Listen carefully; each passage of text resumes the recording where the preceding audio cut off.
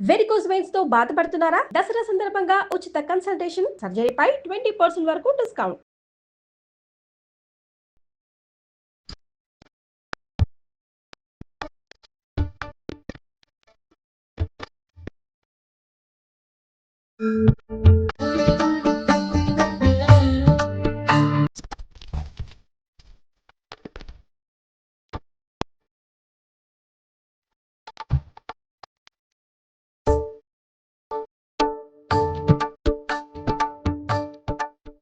Moms kitchen కి స్వాగతం. నమస్తే రమగారు. నమస్తే జయ. రమగారు, మనం దసరా సందర్భంగా నైవేద్యం చేసి చూపిస్తున్నాం. ఇవాళ ఏం చేయబోతున్నాం? అమ్మవారికి అత్యంత ప్రీతిపాత్రమైన గుడాన్నం. మామూలుగా లలితా శాస్త్రంలో వింటాం మనం, పాయసాన్న ప్రియ హరిద్రాన్న ఏకరచిక గుడాన్న ప్రీత మానస అని. బెల్లపు అన్నం ఏమి లేదు, ఇందులో పాలు పోయాం, పరమాన్నపు హడావిడేం లేదు. గుడ అన్నము బెల్లంతో కలిపిన అన్నం. మనం ఏమీ చేయలేకపోతే ఒట్టిగా అన్నం వండితే దాని మీద కాస్త బెల్లం పొడి చల్లి కలిపినా కూడా అన్నం అయిపోతుంది. శాస్త్రానికి మనం సరిగ్గా సాంగంగా రుచికరంగా మరింత నెయ్యితోటి చక్కటి అనుపానాలతోటి చేసి పెడితే అమ్మవారికి చాలా నచ్చుతుంది. మహిషాసుర మర్దినికి గుడాన్నం చాలా ఇష్టం అని చెప్తారు, ఆమెకు పెడతారు. సో గుడాన్నం చేద్దాం. ఇది ఇత్తడి గిన్నెలో చేసుకోవచ్చు, ఓపెన్గా. కుక్కర్లో అన్నం వండేసి కూడా చేసుకోవచ్చు. మనం కుక్కర్ తోటి చేద్దాం. ఒక గ్లాసు బియ్యానికి గ్లాసున్నర దాకా బెల్లం వేసుకోవాలి. బెల్లాన్ని ఏం చేద్దామంటే, ముందు ఒక గ్లాసున్నర, ఒక కప్పున్నర బెల్లంలో కాసిన నీళ్ళు పోసి, మరి కాసిన పోయొచ్చు.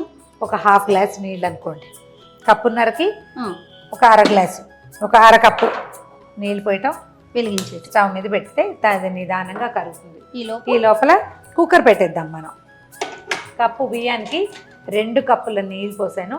మీరు ఇది సన్న బియ్యం, ముతక బియ్యంతో కూడా, అంటే బాగా మన పొకపట్టు బియ్యం, సింగిల్ పాలిష్ దాంతో చాలా బాగుంటుంది. సన్న బియ్యంతో ఏమంటే నలిగిపోతుంది బియ్యం, కుమ్మేస్తాం బాగా. అంత నలిగిపోనివ్వకుండా కొంచెం పెద్ద మెతుకులు ఉండే దాంతో బాగుంటుంది. అన్నానికి మంచి సువాసన రావడానికి ఒక స్పూన్, కొంచెమే ఎక్కువ వద్దు, ఒక అర స్పూను నెయ్యి నీళ్ళల్లో వేసేయండి. విడిగా వండేటప్పుడు ఏం చేస్తామంటే, ఉడకబెట్టి ఉమ్మగిల్లేటప్పుడు నెయ్యి వేసుకోవచ్చు. మనం కుక్కర్ మూత పెట్టేస్తాం కదా, అందుకని ముందే వేసేస్తున్నాం. మామూలు రోజుల్లో కూడా నైవేద్యం కింద పెట్టుకోవచ్చు కదండి. ఇది ప్రత్యేకంగా గుడాన్నం అమ్మవారి నైవేద్యంగానే పెడతారు. ఇక ఏ దైవానికి గుడాన్నం చెప్పరు. అమ్మవారికి పెట్టాలి, శుక్రవారం అట్లా పెట్టాలనుకుంటే. లక్ష్మీదేవికి కూడా గుడాన్నం చెప్పరు. గుడాన్నము శక్తి కలిగిన ఆహారం. పాయసాన్నాలు అవి పెడతాం, లక్ష్మీదేవికి పాయసం చేస్తాం కదా.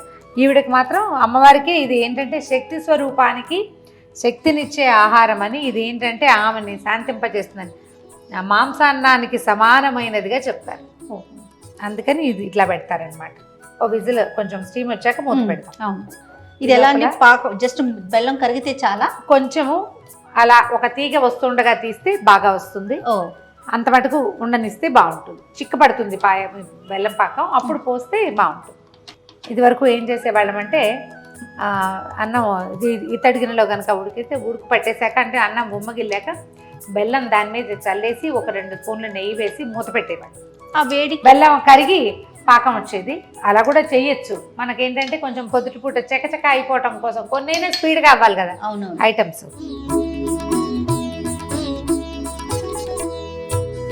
కుక్కర్ 2 విజిల్స్ వచ్చింది, చల్లారిపోయింది కూడా. అవునండి. ఓకే,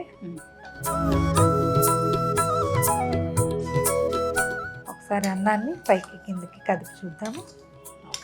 నెయ్యి వేసాం కదా రమ్మగారు, చక్కగా బాగా వేడిపడి, అంటే పైన పొడిపడలాడుతుంది, అడుగున కొంచెం మెత్తగా ఉంది. ఇప్పుడు ఏం చేద్దామంటే, కరిగించి పెట్టుకున్నాం కదా, స్టవ్ మళ్ళీ వెలిగిస్తున్నాను. కరిగించి పెట్టుకున్న బెల్లాన్ని ఇందులో పోసేద్దాం. అడుగున మట్టి మసానం ఉండేందుకు అవకాశం ఉంది కాబట్టి ఈ కరుగుడు ప్రోగ్రాం పెట్టుకున్నాము. ఒకసారి మొత్తం పైకి కిందకి కదపండి. మనం బెల్లం కనుక వేస్తే ఇందులో ఇది ఇంత పలచ కావటానికి చాలా సమయం తీసుకుంటుంది. కరిగించి పోసుకుంటే ఏమవుతుందంటే బెల్లంలో ఉన్న మట్టి గిట్టి పడకుండా ఉంటాయి. తర్వాత ఏమో చాలా తొందరగా పక్వానికి వచ్చేస్తుంది అనమాట. బెల్లం పోయిగానే మెతుకు చూడండి గట్టి పడిపోతుంది. బెల్లం తగిలేసరికి అలా అయిపోతుంది. ఇప్పుడు ఈ రెండింటిని హాయిగా ప్రశాంతంగా ఉడకనిద్దాం. యాజ్ యూజువల్ నెయ్యి దట్టంగా కాదు, వేస్తున్నాను అంతే. వేస్తున్నారా? పోయటం అయితే ఈ కప్పు పోసేయాలి లెక్క ప్రకారం, నేను పోయట్లేదు. సో ఈ నెయ్యి సెటిల్ అవుతుంది, దానంతట అది వెళ్తుంది లోపలికి. ఓకే, నిదానంగా మగ్గనిద్దాం. ఈ లోపల మనం ఏం చేద్దామంటే కాస్త జీడిపప్పులు ఈ స్టవ్ మీద పెట్టినా స్టవ్ వెలిగించి పెట్టి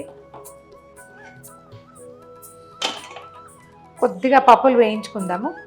జీడిపప్పు, కిస్మిస్, తర్వాత ఏమో ఏమైనా బాదం పప్పులు అవి ఇవి చారు పప్పులు వేయించి తలుచుకుంటే మీ ఇష్టమే, ఏది కావాలంటే అది వేసుకోవచ్చు. కాసిన కిస్మిస్లు, కొంచెం జీడిపప్పు. పెద్ద పెద్ద జీడిపప్పులు కనపడితే వాటిని ముక్కలు చేసేస్తాయి చేతులు, అలాగా అలా అలవాటు అయిపోయింది. అలా అలవాటు అయిపోయింది. ఇంత పప్పులు నేను డిస్ప్లేకి కూడా వేయను, ఎందుకో అలా అనిపిస్తుంది. స్పూన్కి ఒక 2 ముక్కలు, ఒక ముక్క వస్తే ప్రతి వాళ్ళకి సంతోషంగా ఉంటుంది. పెద్ద పెద్ద పప్పులు వేసామనుకో ఎక్కువ మందికి రాదు, ఎక్కువ సార్లు రాదు, పంటికి అప్పుడో ముక్క తగలదు. ఇవి తీసి పక్కన పెట్టేద్దాం. మళ్ళీ స్టవ్ నీటి మార్చేసుకుందామా, ఎందుకంటే వీలుగా ఉంటుంది. ఓకే, పెట్టి ఇది బెల్లంతో అన్నం ఉడికి ముద్ద అవుతుంది. ఆ ముద్ద బాగుంటుంది అన్నమాట, చక్కగా మంచి ఈవెన్ రంగు వస్తుంది. అంటే చక్కెర పొంగల్కేమో మనం పెసరపప్పు వేస్తాం, పాయసానికేమో అదే పరమాన్నానికేమో పాలు పోస్తాం. ఇందులో మనం అదేది వేయటం లేదు, ఇది కేవలం బెల్లమే.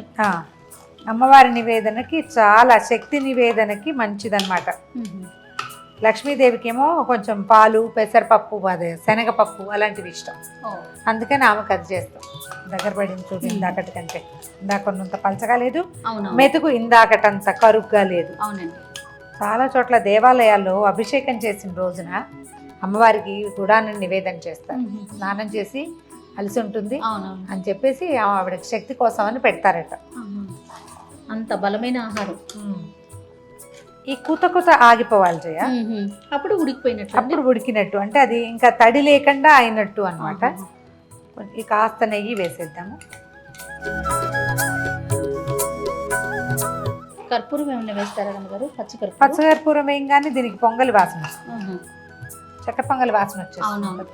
ఏలక పొడి వేసుకుని బాదం పప్పు, కిస్మిస్లు అవి వేసేసుకుంటాము. అడుగు వదిలేస్తుంది. అవునండి, మనకి గిన్నెలో అయితే బాగా కనిపిస్తుంది. మనం వేసిన నెయ్యి కూడా మెల్లిగా బుడగల రూపంలో వస్తుంది. కుత తగ్గిపోయింది, నెయ్యి వదిలిపెడుతోంది.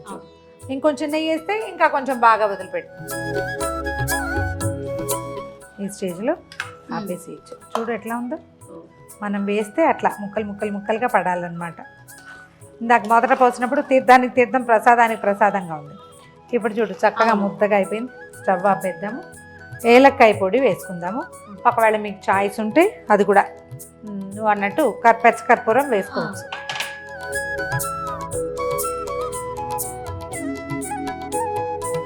ఇవి వేయించి అట్టు పెట్టుకున్న కిస్మిస్లు, జీడిపప్పు వేసేద్దాం.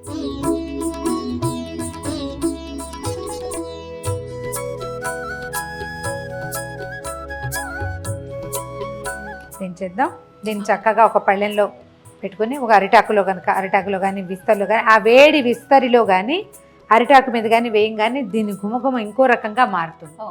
ఈ పండగ రోజుల్లో అయినా కనీసం అట్లా విస్తరాకులు కానీ లేదా అరిటాకులో కానీ నైవేద్యం పెట్టుకుంటే చాలా బాగుంటుంది.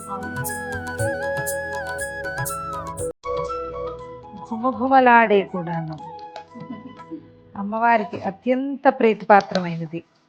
ఒక కప్పు చేస్తే చిన్న గ్లాసు ఇంత అయింది.